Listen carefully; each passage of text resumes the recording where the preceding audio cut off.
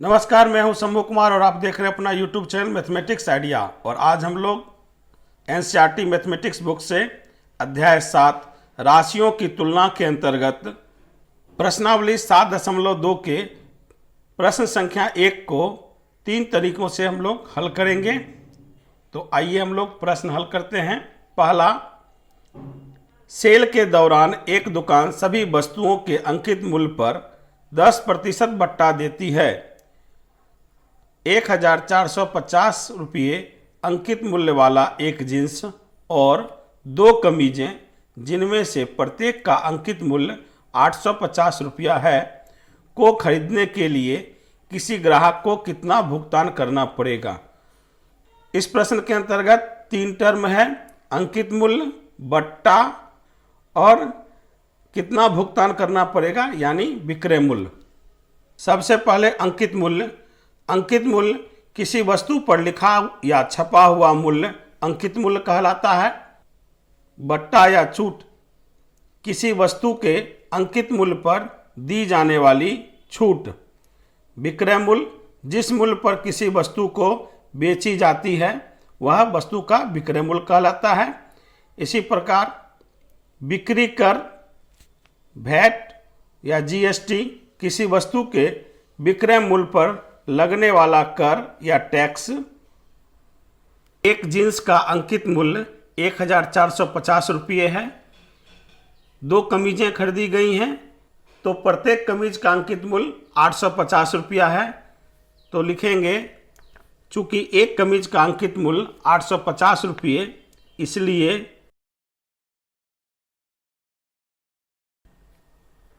2 कमीजों का अंकित मूल्य बराबर 850 गुने 2, 1700 रुपया हो जाएगा। कुल अंकित मूल्य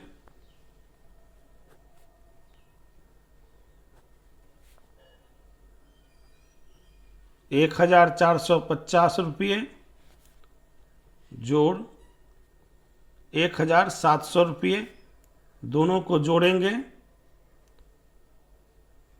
50, 31। इस प्रकार कुल अंकित मूल्य 3150 रुपया हो रहा है। बट्टा प्रतिशत 10% है। कुल भुगतान राशि हमें ज्ञात करनी है। अब इस प्रश्न को 3 तरीका से हल कर सकते हैं। पहला तरीका है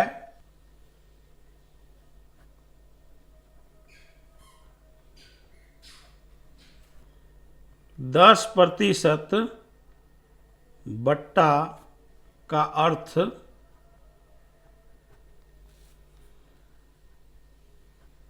₹100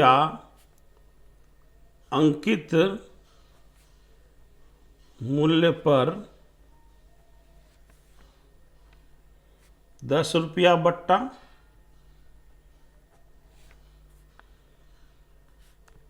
इसलिए ₹1 अंकित मूल्य पर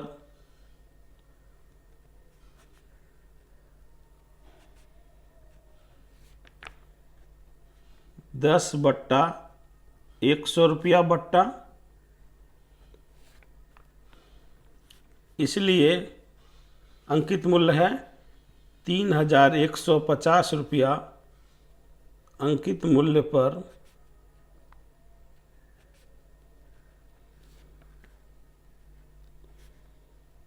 10 बट्टा 100 गुना 3150, शून्य से शून्य कट जाएगा। इस प्रकार बट्टा 315 रुपया प्राप्त हो रहा है। तो विक्रय मूल्य हो जाएगा अंकित मूल्य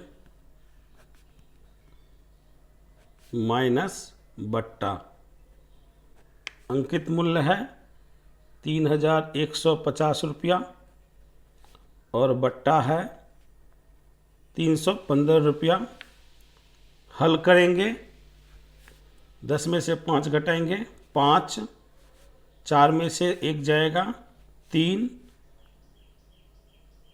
और 11 में से 3 जाएगा 8, 2।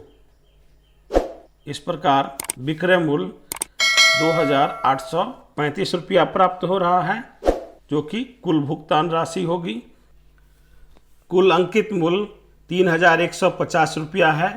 बट्टा प्रतिशत 10% है और हमें कुल भुगतान राशि ज्ञात करनी है। तो हम लोग दूसरी विधि से हल करते हैं। 10% बट्टा का अर्थ है 100 रुपया अंकित मूल्य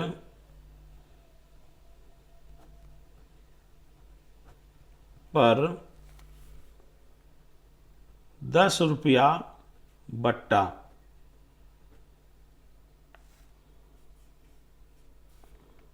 अर्थात विक्रय मूल्य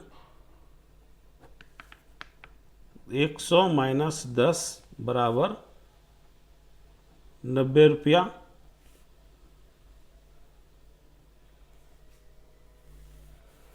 तो एक एक नियम से हल करेंगे। चूंकि जब अंकित मूल्य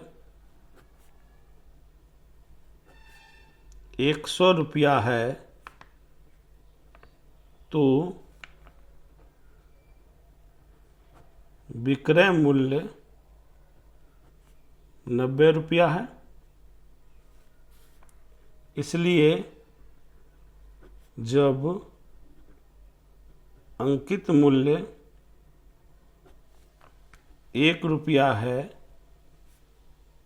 तो विक्रय मूल्य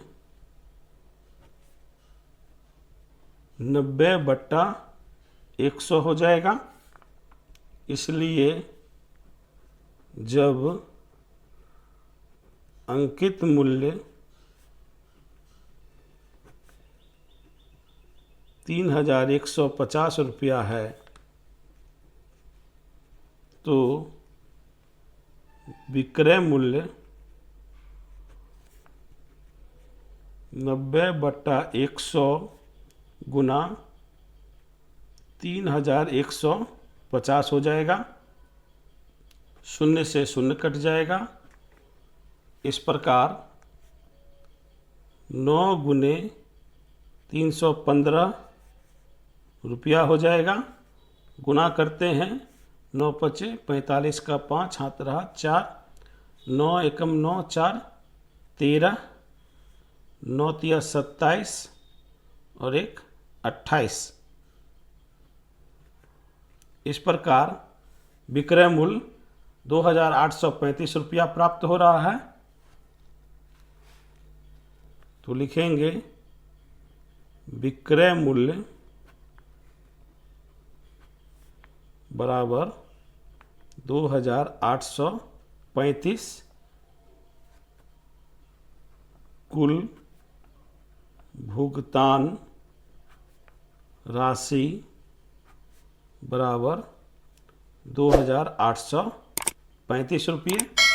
इस प्रकार प्रश्न संख्या 1 का दूसरी विधि से हल हम लोग ज्ञात कर चुके हैं। अब हम लोग प्रश्न संख्या 1 को तीसरी विधि यानी सूत्र विधि से हल करेंगे। तो एक जींस का अंकित मूल्य 1450 रुपये है। एक कमीज का अंकित मूल्य 850 रुपये है। तो 2 कमीजों का अंकित मूल्य 1700 रुपया हो जाएगा। कुल अंकित मूल्य 1450 रुपये और 1700 रुपये को जोड़ेंगे तो 3150 रुपया हो जाएगा। और बट्टा प्रतिशत 10% दिया हुआ है। कुल भुगतान राशि हमें ज्ञात करनी है, यानी विक्रय मूल्य हमें ज्ञात करना है। तो विक्रय मूल्य का सूत्र होगा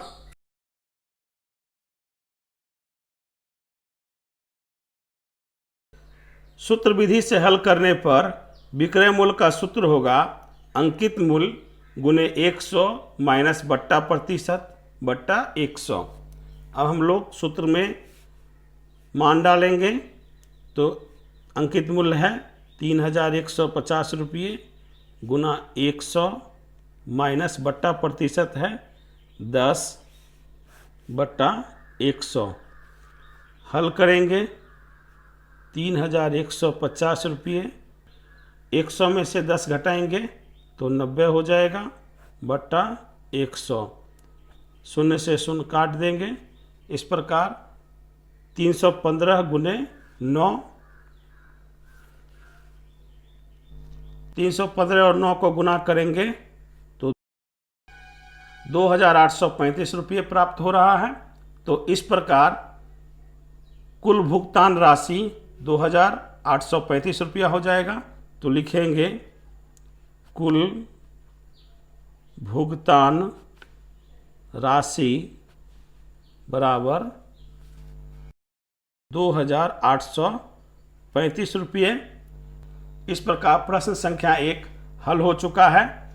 आप लोगों को यह तीनों विधि कैसी लगी कृपया कमेंट बॉक्स में बताएंगे। यदि आपने अभी तक चैनल को सब्सक्राइब नहीं किया है तो कृपया चैनल को सब्सक्राइब कर लें, वीडियो को लाइक करें, ज़्यादा से ज़्यादा शेयर करें और वीडियो के बारे में अपनी प्रतिक्रिया कमेंट बॉक्स में अवश्य दें। और वीडियो अच्छी लगी तो अपने इष्ट मित्रों के साथ वीडियो को शेयर करें। धन्यवाद।